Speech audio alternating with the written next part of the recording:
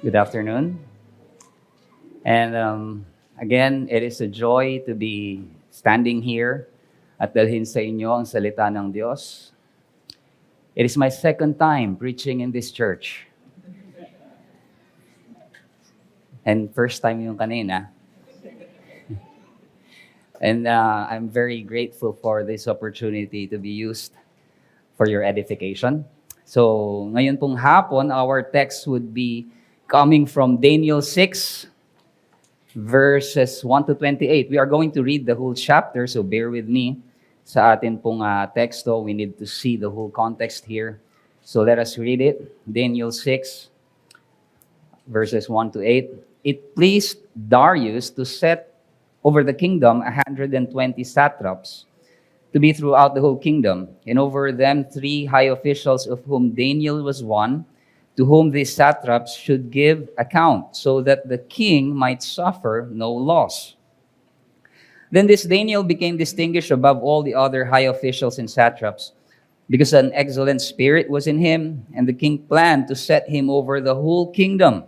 Then the high officials and the satraps sought to find a ground for complaint against Daniel with regard to the kingdom, but they could find no ground for complaint or any fault, because he was faithful, and no error or fault was found in him.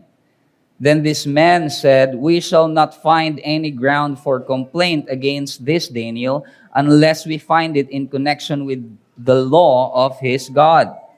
Then these high officials and the satraps came by agreement to the king and said to him, "O King Darius, live forever.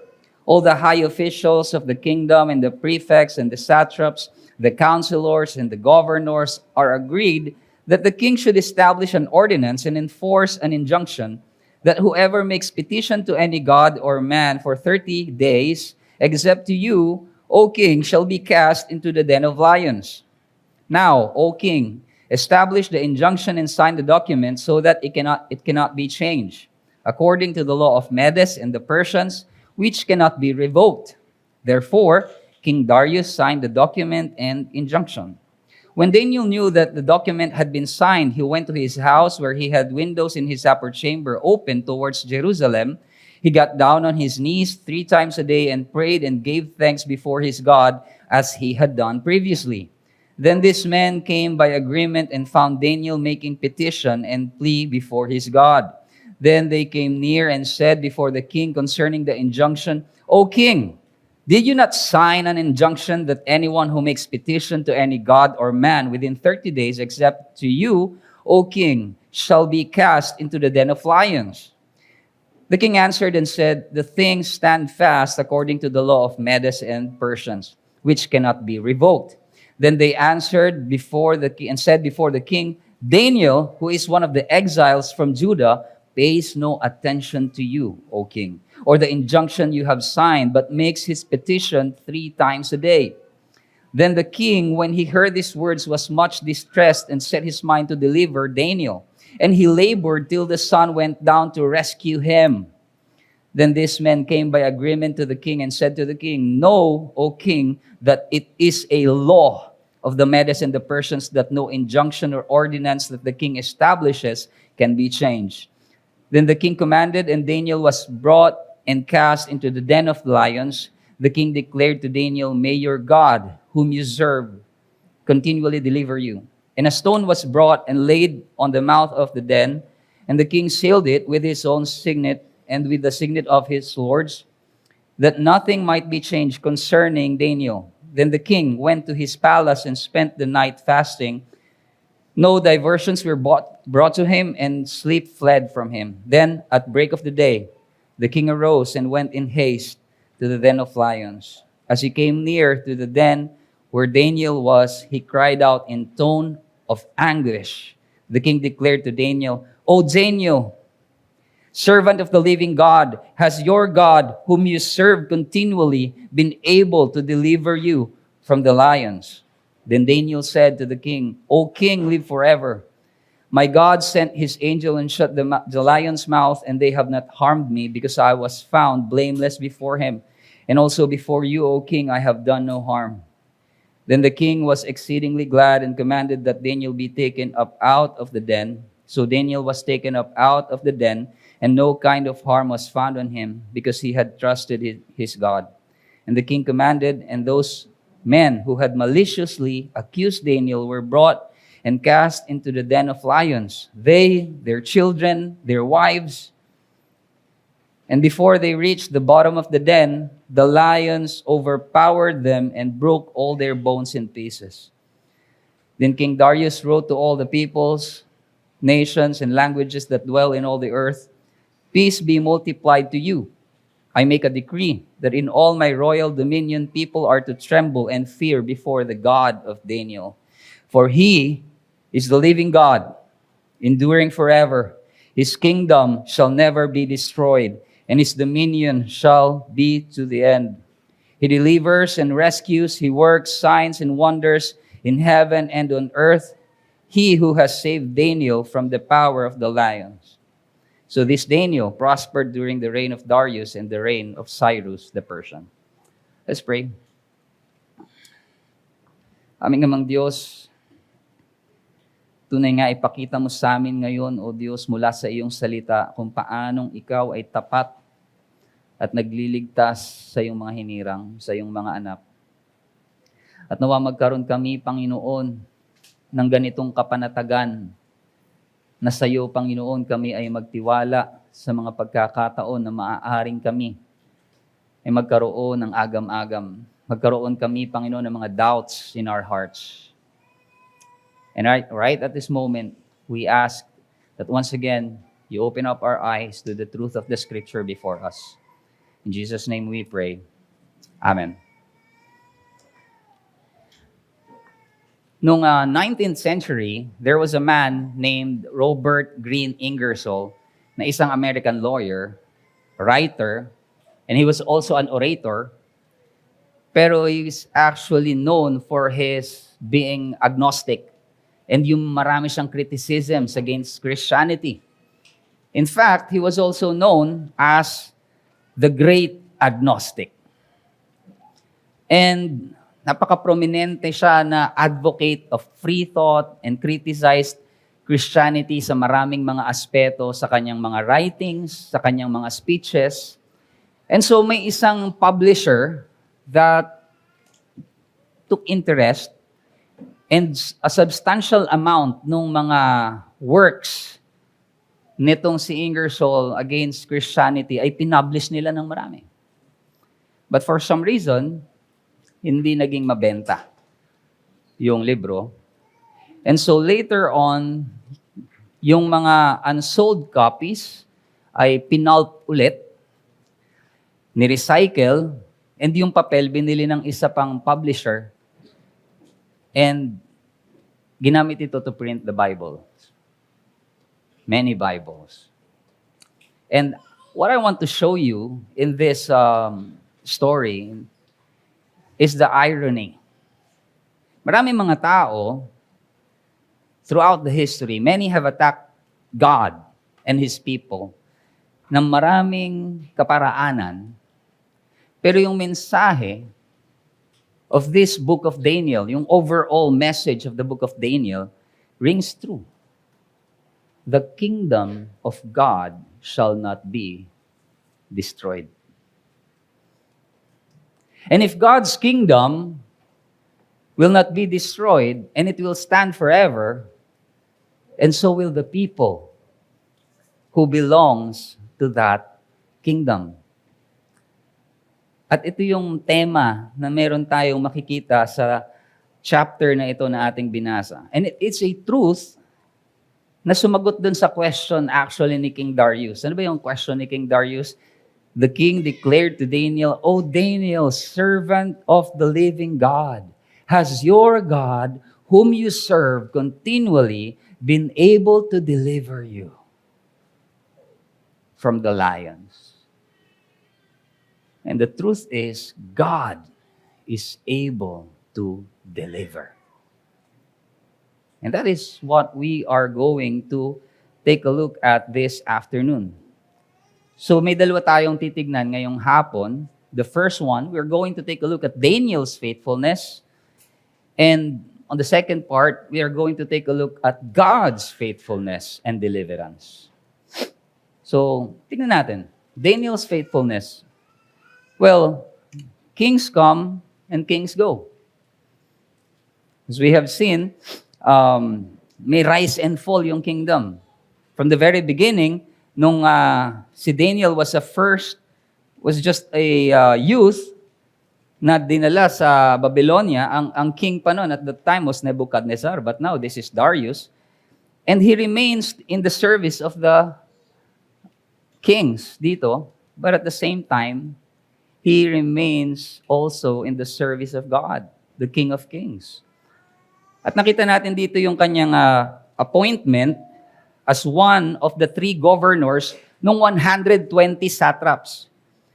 At makikita natin na parang yung pinakang appointment niya dito ay dahil merong graft and corruption. Kasi ang sabi dun sa verse 2, so that the king would suffer no loss. May mga pumipitik. No? So, well, wag na natin pag-usapan. Baka mamaya kung saan pa tayo mapunta. So, Daniel was the right person for the job.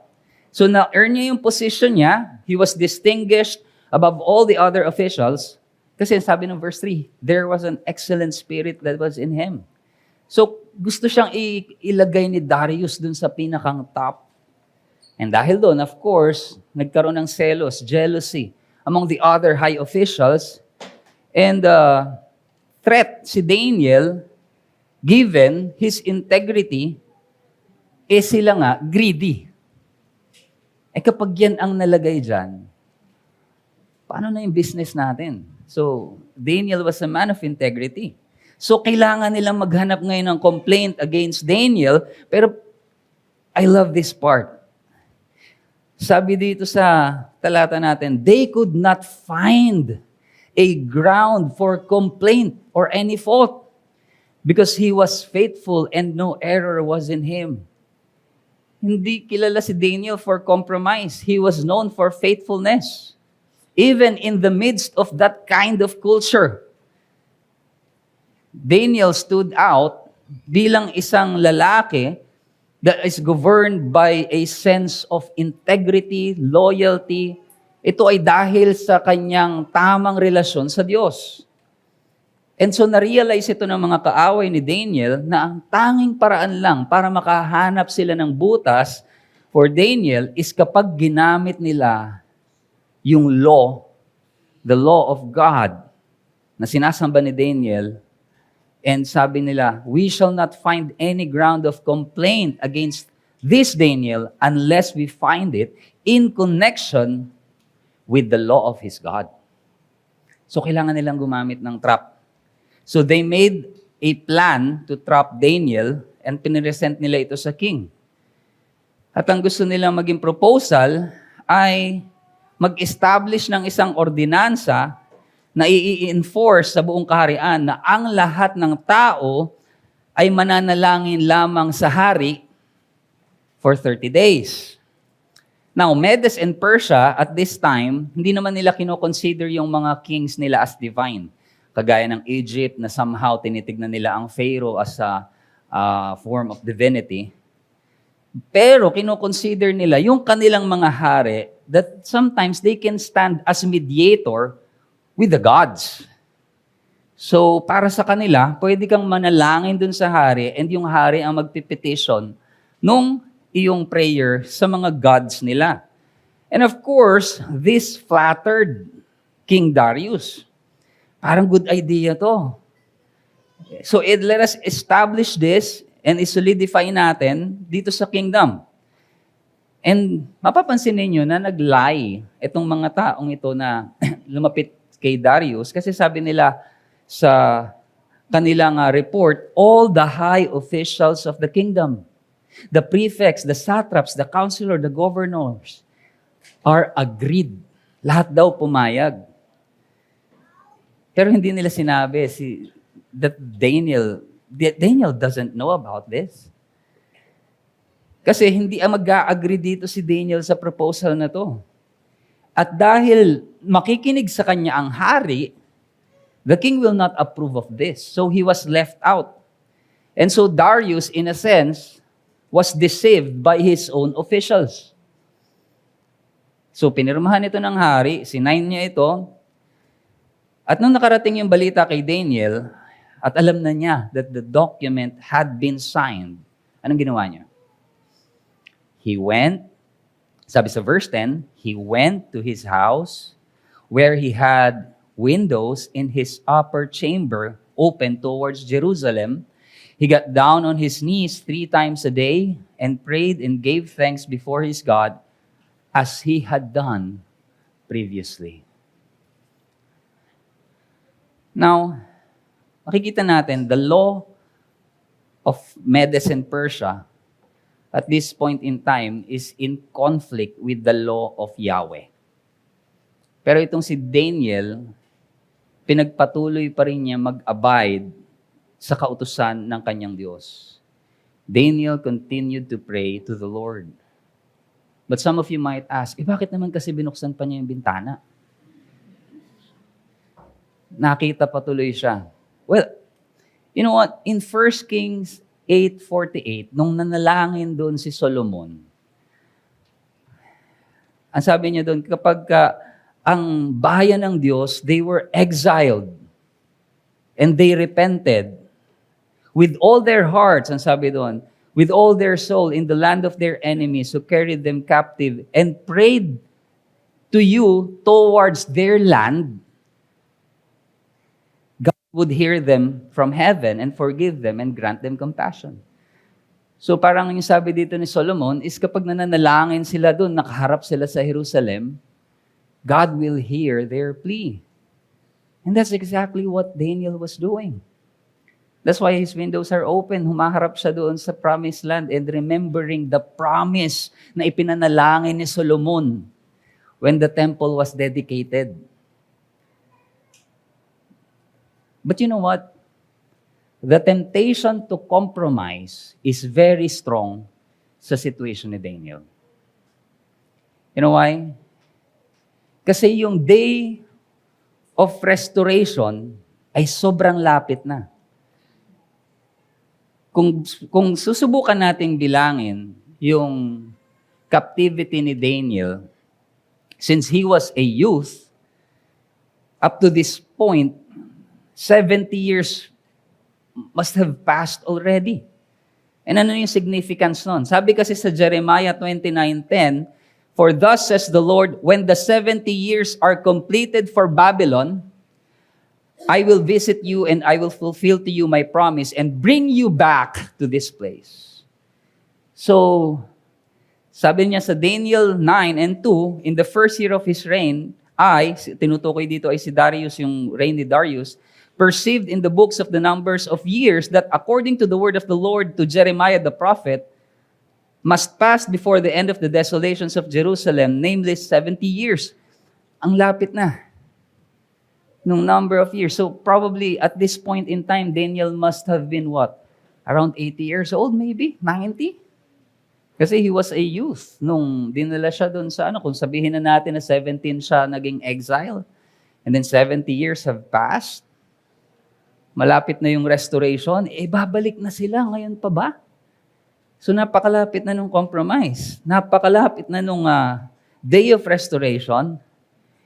And a little compromise would let him see it fulfilled. Bakit niya yun i-risk? Para siya ay matapon doon sa lion's den. From a human perspective, hindi naman pinipuwersa si Daniel to worship other gods or commit idolatry. Kagaya sa chapter 3, pinapasamba sila sa Diyos-Diyosan na ginawa ni Nebuchadnezzar. There's nothing like that. Ang kailangan lang niyang gawin is not to pray ng 30 days. Ang dali lang nun. Some might say, yun lang yung kailangan niyang gawin. I-hold lang yung prayer. So, it's very tempting to compromise at that point from a human perspective. Pero makikita natin dito yung faithfulness ni Daniel sa kanyang pinaglilingkod ang Diyos, it was a faithfulness unto death. Why? Because Daniel was a man of prayer. And we see this from the very beginning of the book. Na yung kanilang buhay, from the very beginning, when their lives were threatened, dun sa chapter 2:17 pa lang, tinawag na niya sina Meshach, Shadrach, and Abednego, pray tayo. So that God will reveal to us the dream nung hari. Prayer was a practice of Daniel from the very beginning, from his youth. And now he is more than 80 years old. It remains the same. He is a man of prayer. Daniel prayed as he had done previously. Ang sabi ng verse 10, as he had done previously. So, ang sinasabi sa atin dito, yung prayer life ni Daniel, it was habitual. And also, pansinin natin, even in dun sa kalagitnaan ng atake sa kanyang pananampalataya, ano yung content ng prayer ni Daniel? Di ba, may nangyayari na ngayon. Pwede na siyang ihagis sa yungib ng mga leon. Pero sabi dito, verse 10, he got down on his knees 3 times a day, prayed, and gave thanks. Gave thanks before his God. Ang laman ng panalangin ni Daniel at that situation was thanksgiving. Pinapaalala sa atin dito yung sinabi ni Pablo in 1 Thessalonians 5:18, give thanks in all circumstances, for this is the will of God for you.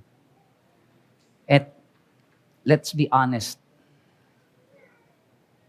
this is where most of us at times fail. We don't pray as much as we should. We don't give thanks as much as we should. But here's the first point na gusto kong tingnan natin, mga kapatid. The believer's faithfulness to God is not conditioned by outward circumstances. Yung ating katapatan sa Diyos, it should not be conditioned kung ano yung nangyayari sa paligid natin. Many may think na itong si Daniel was a kind of a super saint.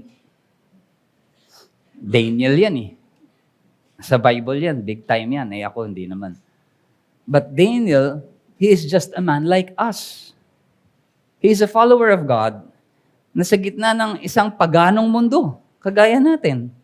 His faith is being tested over and over again. Pero regardless kung nasaan man siyang sitwasyon, whether he is at the top or at the bottom, kung sa mga kanyang buhay man ay secured or in danger, nananatili siyang tapat sa Panginoon to the God whom he serves. And so may we as believers be also known for this kind of faithfulness. Daniel wasn't known for compromise. He was known for faithfulness regardless of the circumstances. Nag-serve siya sa iba't ibang mga hari, but he was known for the same integrity. Laging yun ang nakikita sa kanya. Integrity of character, over and over again. And so may it be also the same with us by the power and leading of the Holy Spirit ng ating mga buhay should be lived in faithfulness unto our Lord Jesus Christ. Let us learn to be grateful as well, brothers and sisters, and thankful. Thankful to God even in the midst of unpleasant circumstances. Sapagkat alam ni Daniel kung sino ang totoong soberano. The whole point nitong makikita natin sa Daniel is that God is sovereign. Pero yung tayo, mostly, we are known for people who hold the sovereignty of God pagdating sa doktrina natin. Parang ito yung isa sa mga parang pagkakakilanlan natin as Reformed. But here's the question. Will our theology stand kapag ito ay sinubok the way Daniel's faith was tested. Dito natin makikita if we truly believe in the sovereignty of God. Now let us take a look at God's faithfulness and deliverance. So nagbigay ng decree si Darius, makikita natin dito, pero pansin nyo, he was powerless to revoke it. Nadaya siya ng mga official niya, pero while nagpo-portray siya ng sense of sovereignty, wala siyang kakayanan to deliver Daniel. Ang sabi dito, the whole day, he was trying to find a way para iligtas, i-deliver, i-rescue si Daniel. He was actually distressed hanggang sundown, sabi sa verse 14, but he failed. Pinaalala lang sa kanya ng mga official niya, mahal na hari, ang salita ng hari, hindi pwedeng mabali. Wala siyang magawa. So, powerless, iniutos niyang gawin na ihagi si Daniel into the den of lions. And saan napunta yung kanyang hope? Doon na sa Diyos na pinaglilingkuran ni Daniel. Saan na napunta? It's no longer about him being the king. Na sige, declare niyo yan sa buong kaharian as if he was sovereign. Now, here is what he said in verse 16, may your God, whom you serve continually, deliver you. Kanino na ngayon siya umasa? Sa pinaglilingkuran na ni Daniel. He recognized his powerlessness. And now, it was time para sa Diyos ni Daniel to manifest his power to deliver. Verse 17, and a stone was brought and laid on the mouth of the den, and the king sealed with his own signet and with the signet of his Lord, that nothing might be changed concerning Daniel. Alam niyo may sinasalamin tong, or may prefigure itong pangyayaring ito about another innocent man condemned to death, also sealed in a tomb, guarded by his enemies. At mangyayari yon centuries later. And this man is prefigured by Daniel, and he was also delivered from death. That's none other but Christ, the ultimate fulfillment.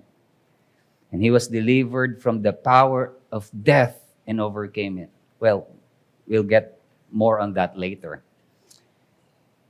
Pero makita natin, si Darius, he lost sleep and appetite that night. And pagsikat ng araw, he came back to the den of lions. Anong sabi doon? With the voice in anguish, he cried out, O Daniel, servant of the living God, has your God, whom you serve continually.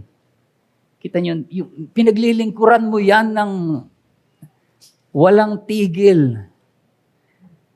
Was he able to deliver you from the lions? And siguro ganun na lang yung joy niya nung biglang may sumagot on the other side of the stone. O King, live forever. My God sent his angel and shut the lion's mouth, and they have not harmed me because I was found blameless before him and also before you, O King, I have done no harm. Ipinakita ng Diyos ang kanyang kapangyarihan. Ipinakita niya ang tunay na soberano. So, Darius, he took out Daniel out of the den of lions. And noon, in the ancient Near East, para sa kanila, if you survive an execution, ito ay pruweba ng yung innocence.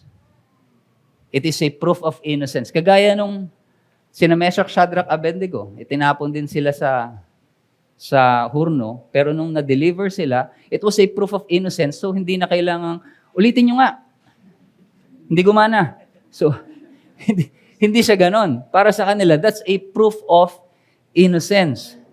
So those who planned evil against Daniel, sila yung inutusan na itapon dun sa lion's den. And what we see here, kasama yung kanilang pamilya, mga asawa, they were devoured in pieces right away.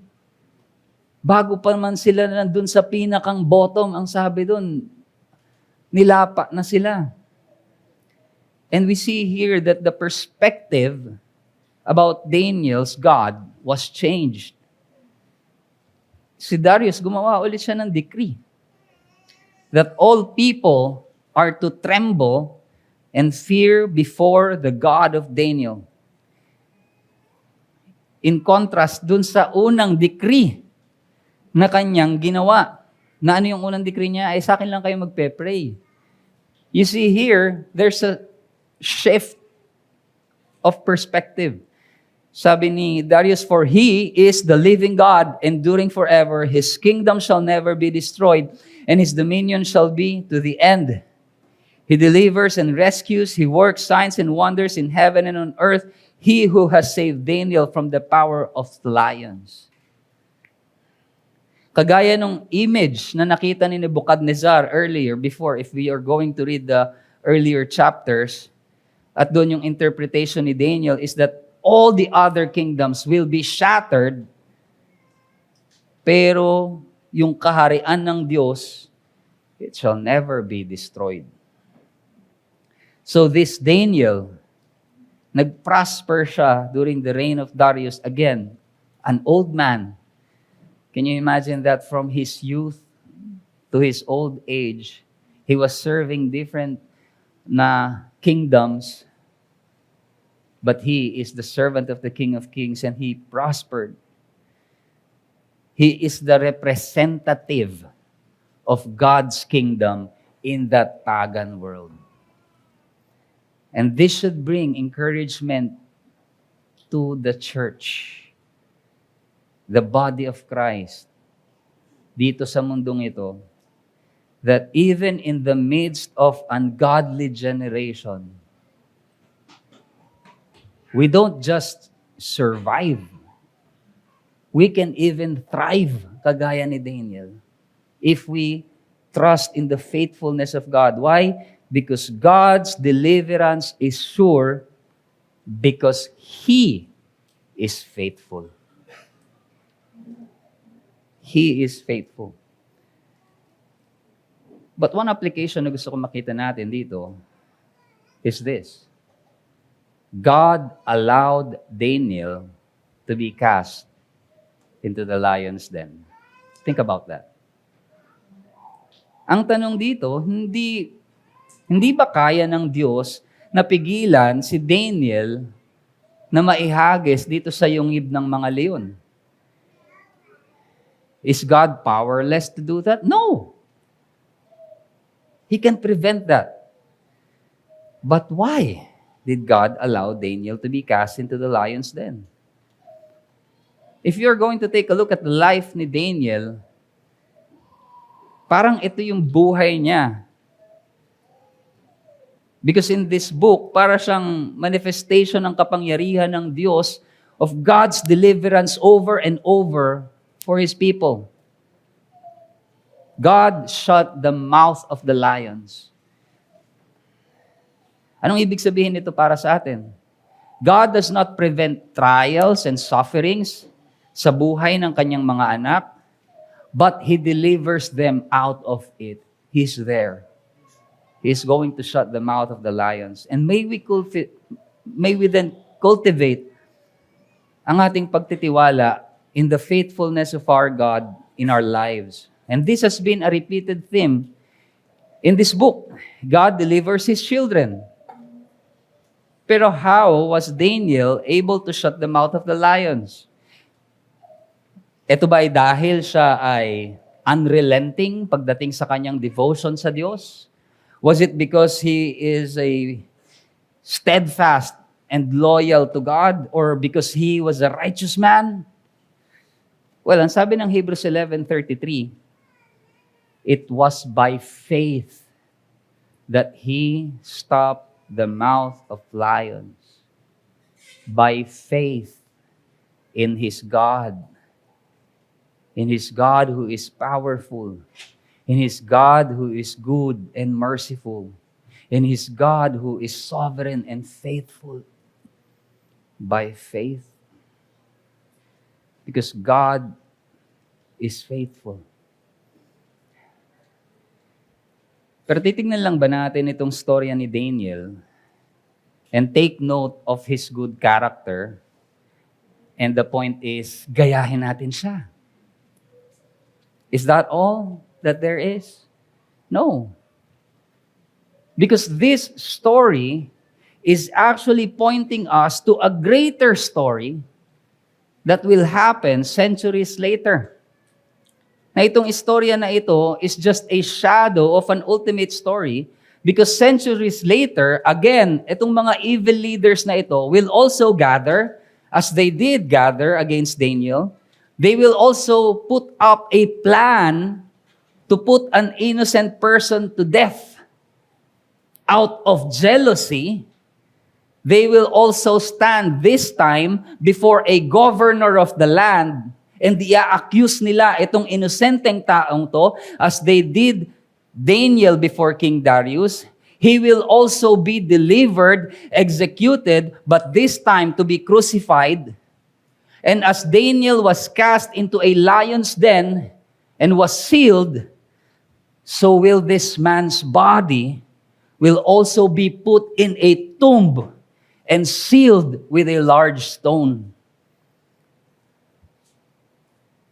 But as Daniel was delivered from the mouth of lions, and he came out in the morning, and so will this man be delivered from the mouth of death,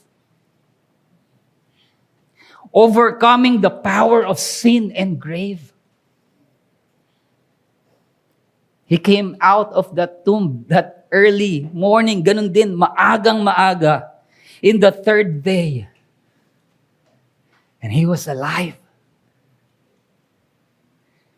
Jesus is alive, resurrected from death, saved from the mouth of death and hell, sin defeated. And therefore, brothers and sisters, knowing that, I invite you to come to Christ. If meron man dito sa ating kalagitnaan who does not experience yet that deliverance, for you also to be delivered from the mouth of death, come to Christ. Come to Him. Believe in Him. Look upon His cross. At dito mo makikita kung anong ginawa ng Panginoong Jesucristo para sa iyo. He overcame death for you, for us. And He has proven Himself faithful that anyone who comes to Him will not be driven away. They will be accepted. May isang pastor daw na nagbisita sa isang miyembro niya na hindi maka-attend ng church because of rayuma. And as he was visiting this old man, nakita niya yung Bible nitong old man na ito. And as he looked into that open Bible, napansin niya paulit-ulit over the margin, may nakasulat na, proven.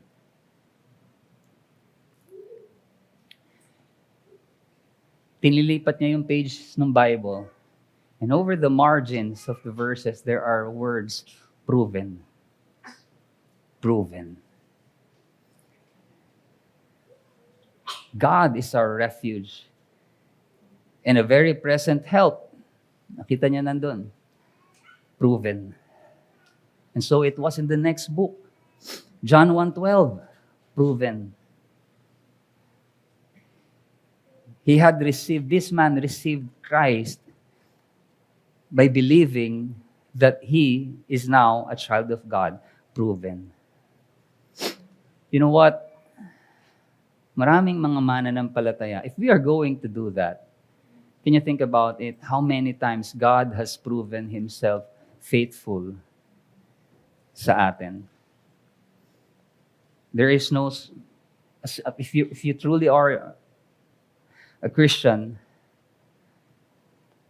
makikita at makikita mo that the promise of God is always proven and tested na that it is true. Bakit? Ano sabi ng 2 Timothy 2:13?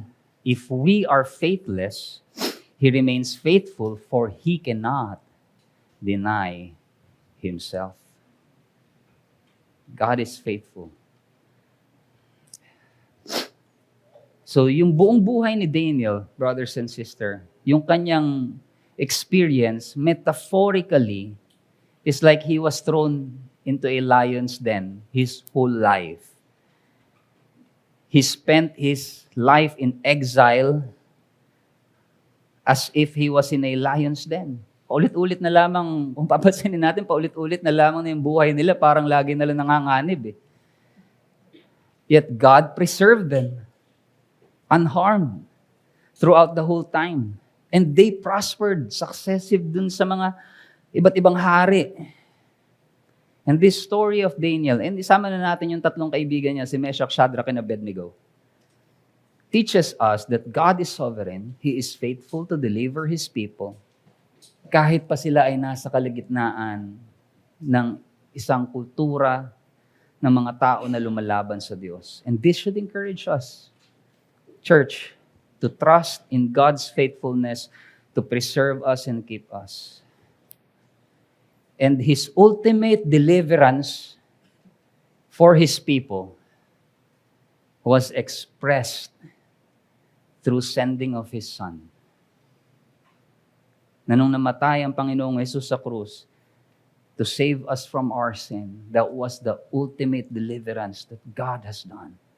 So may we continue to trust God to deliver us from the mouth of the grave, kung paanong si Daniel was delivered out of the mouth of the lions. Let's pray, brothers and sisters. Father, truly you are faithful to your children, and our faithfulness to you, O Lord, is because of your faithfulness to us. You are the one who sustains us. You are the one who takes care of us, O God. Kaya tunay nga, Panginoon, let us be amazed of how good you are to us.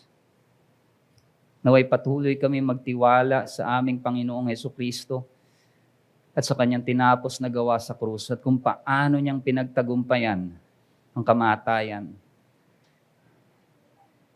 May we put our faith in that truth of the gospel of God. This we pray in Jesus' name. Amen.